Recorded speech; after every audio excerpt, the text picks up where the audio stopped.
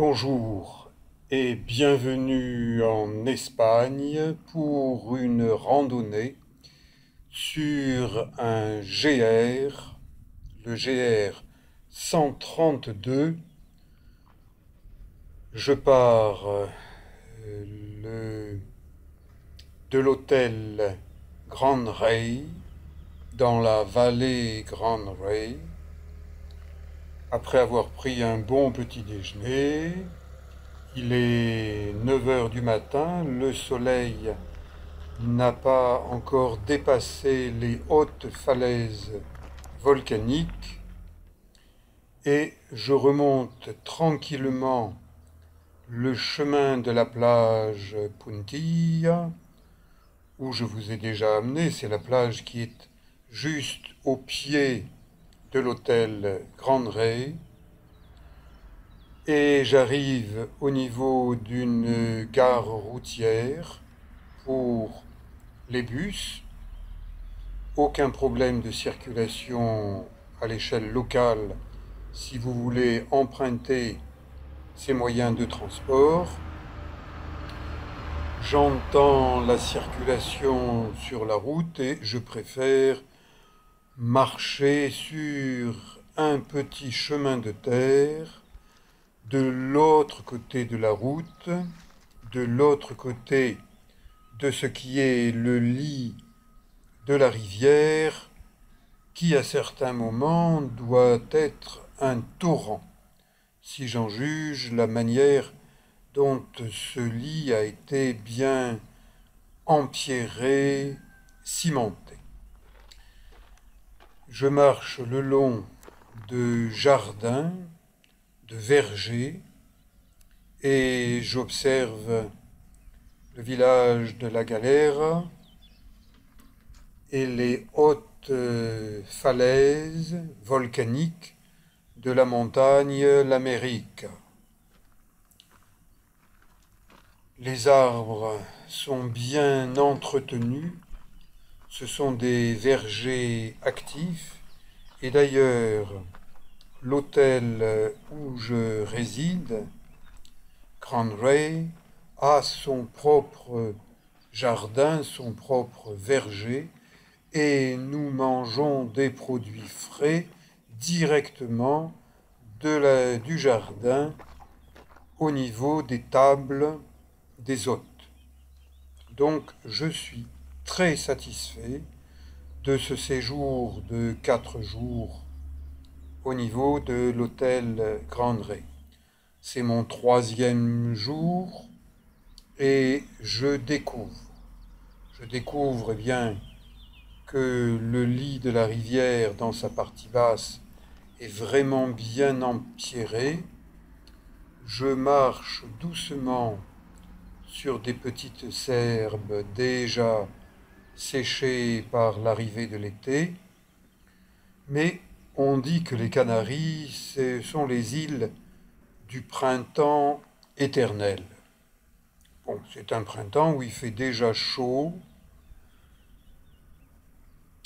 Attention à ces plantes, ça fait partie de la famille du tabac et ce sont des plantes toxiques. Et le tabac est toxique. Il faudra qu'un jour notre président national explique pourquoi il a considéré lors du premier confinement et du second confinement que les débits de tabac sont des lieux, des commerces de première nécessité. Je ne suis absolument pas d'accord avec lui. Ça, c'est un arbre, le garoé, qui permet aux habitants de ces îles, permettait dans le passé, de récupérer l'eau sous forme de gouttelettes déposées par le brouillard et qui leur permettait de survivre. C'est surtout vrai au niveau de l'île El Hierro, l'île du fer. Je ne connais pas encore cette île.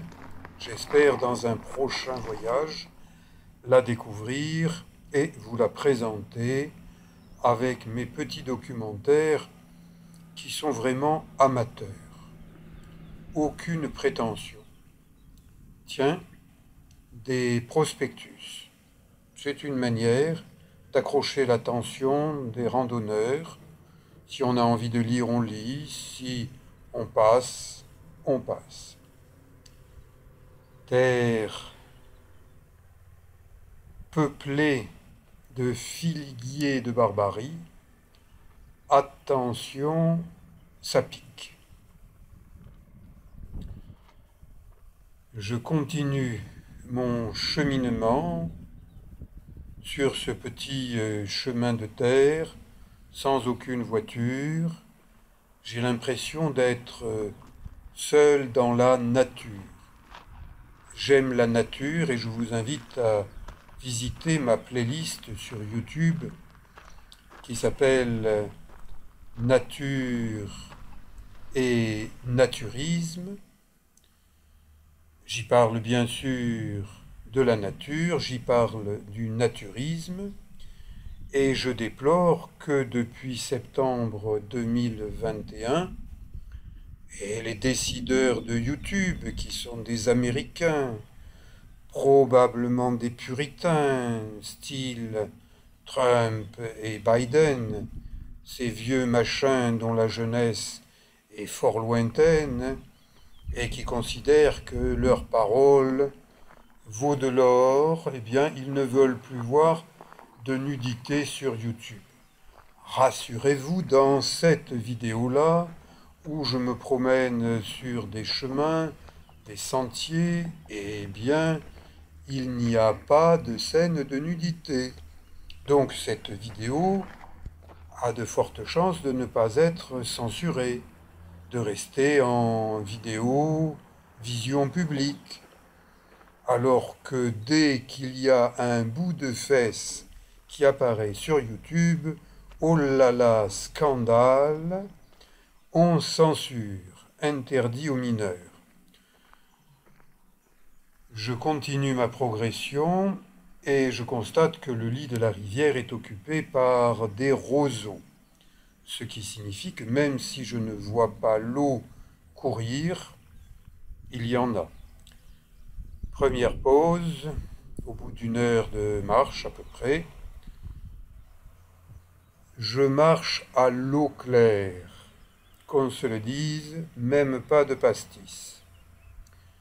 Là, j'aperçois le sentier, il est pavé, il y a des balustrades, vraiment c'est un sentier 4 étoiles, voire même 5 étoiles. Les responsables du parc national des Calanques pourraient faire un tour aux Canaries pour comparer la manière dont ils ne gèrent pas très bien le parc national des Calanques de Marseille et la manière dont les Espagnols gèrent leur sentier. Celui-là, c'est un sentier rural. Et je découvre une petite chapelle parce que ces flancs de collines sont habités. Il y a des hameaux. Donc, puisqu'il y a des habitants, les Canaries, c'est une terre chrétienne, on trouve des chapelles. Palmiers,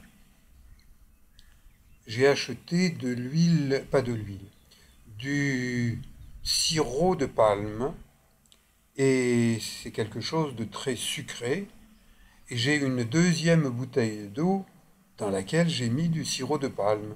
Ça m'apporte le sucre dont j'ai besoin dans une randonnée qui, aujourd'hui, va durer plus de 4 heures avec quand même pas mal de dénivelés et de pentes raides. C'est une randonnée pour monsieur tout le monde, ou madame tout le monde, à condition d'avoir de bons mollets et de bons muscles au plan général.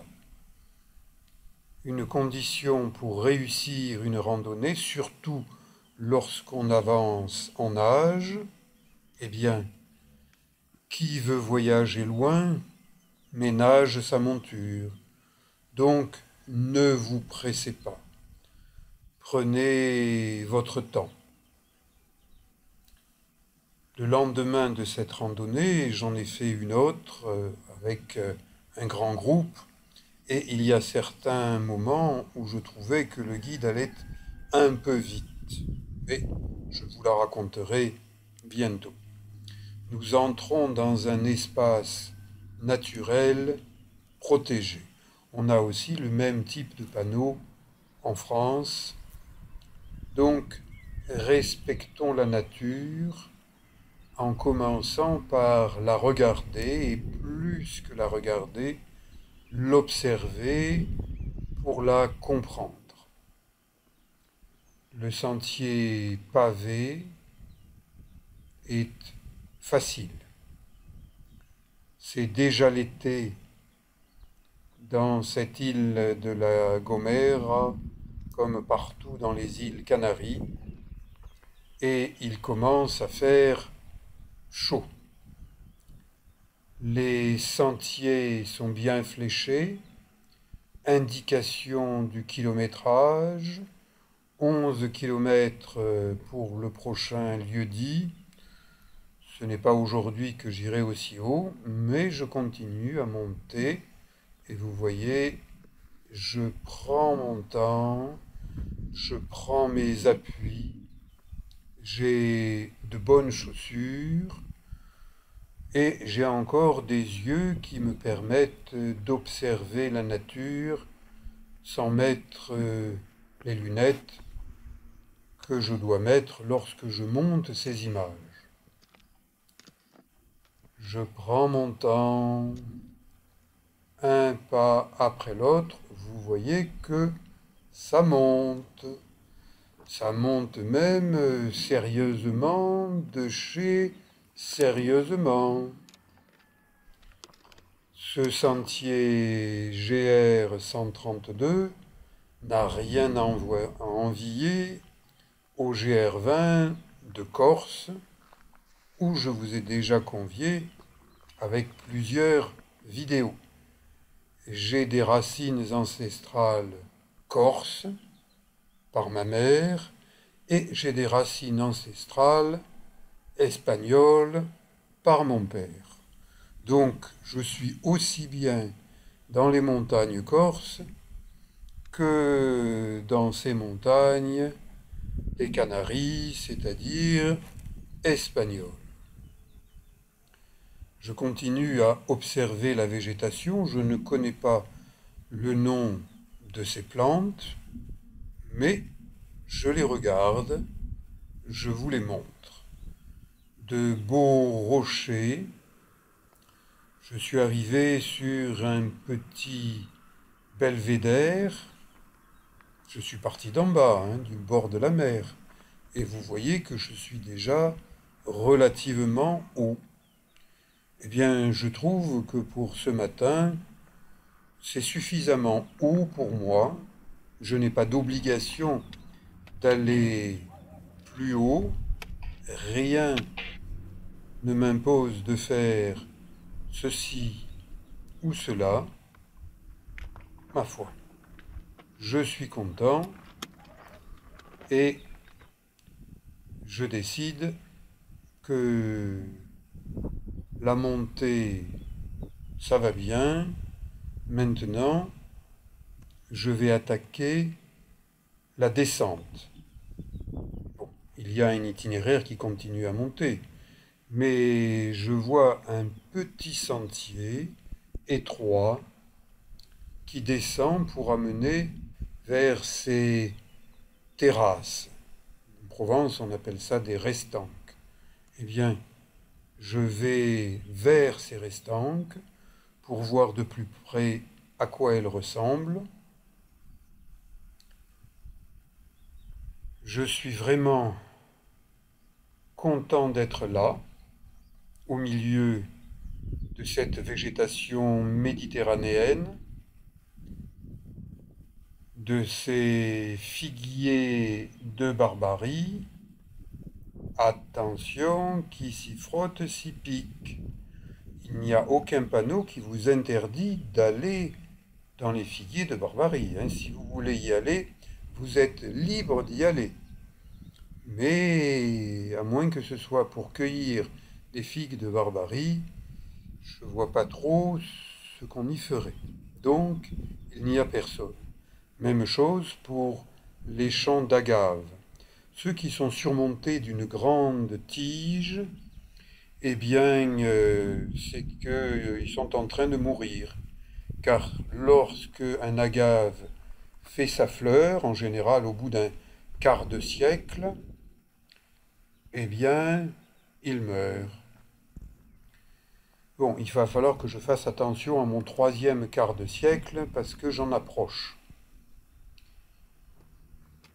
Je marche tranquillement, rien ne me presse, et c'est le meilleur moyen de marcher longtemps et d'un jour après l'autre de marcher. Entre chaque randonnée, étant donné que je suis un masseur kinésithérapeute, je me masse les jambes tranquillement. Un de ces quatre, je vous montrerai comment je me masse. Je l'ai déjà fait, mais peut-être un peu plus à l'occasion de mes prochaines randonnées sur l'île voisine de Tenerife. Depuis les sommets de la Gomera, on aperçoit l'île de Tenerife. Ça y est, je suis redescendu au niveau des jardins de cette vallée de la Gomera, vallée Gran Rey, Grand Roi, des plants de maïs, des roseaux dans le lit de la rivière, les grenades. Je suis au milieu des vergers. J'emprunte à nouveau la route. Elle est bien bitumée. Peu de véhicules y passent. Je traverse des petits hameaux en observant. El Gorro, c'est la rivière qui alimente les jardins, qui alimente les habitants. Ici des plants de salade, des fleurs mauves, des bougainvilliers, et je retrouve le sentier, le GR 132. Il longe une bananeraie. Les bananes locales, il y en a plusieurs sortes. Elles sont toutes goûteuses de chez goûteuses parce que, elles poussent là. Pas de transport. Vous avez des bananes cueillies sur l'arbre au moment où elles doivent être cueillies. J'arrive au niveau de la gare routière. J'aperçois des champs, des palmiers et des mangues sur un arbre. Vous voyez, c'est un grand arbre. Et voilà le jardin de l'hôtel Gran Rey. J'y suis revenu. Je suis content de ma randonnée. Je vous dis à bientôt pour d'autres randonnées. Celle de demain est assez forte.